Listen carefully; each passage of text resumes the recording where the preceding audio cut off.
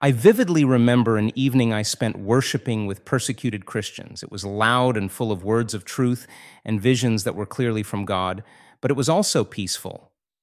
For this group of Christians, I thought, worshiping God is the ultimate experience and desire. They went to God to find refuge, while back home I often went to worship services out of obligation. They saw fire where I simply saw routine. Their experience looked like the Bible, while mine was mundane. In 2 Chronicles chapter 7 and verse 1, it says, "When Solomon finished praying, then fire came down from heaven and consumed the burnt offering and the sacrifices, and the glory of Yahweh filled the temple." What if our worship experiences look like this? What if we are the ones choosing boring worship services while God is trying to provide us with a beautiful experience? In the early church, we see that worship was phenomenal. When the day of Pentecost had come, they were all together in the same place. And suddenly a sound like a violent rushing wind came from heaven and filled the whole house where they were sitting. And divided tongues like fire appeared to them and rested on each one of them. And they were all filled with the Holy Spirit and began to speak in other languages as the Spirit gave them ability to speak out.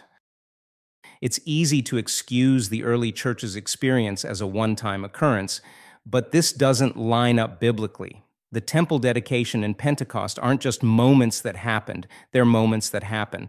All of 1 Corinthians is about Paul trying to make the church orderly because worship is a bit too exciting, and Paul doesn't tell them to stop. Instead, he tells them in 1 Corinthians 13 that their focus should be love. Love naturally leads to God's ways of doing things. It leads to Him being glorified. And this is exactly what we see at Solomon's temple dedication in 2 Chronicles chapter 7, verses 2 and 3. It reads, "And the priests were not able to go into the house of Yahweh, for the glory of Yahweh had filled the house.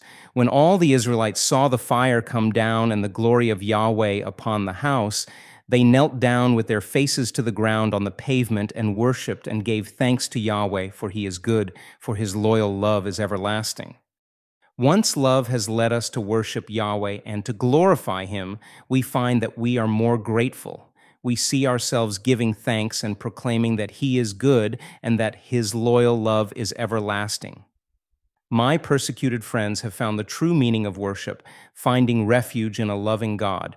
And when they do, out of love and thankfulness, they see spiritual fire come down from heaven, just like the early church did. They find power in God's work and strength in Him. They see a way forward no matter what comes their way. May we do the same.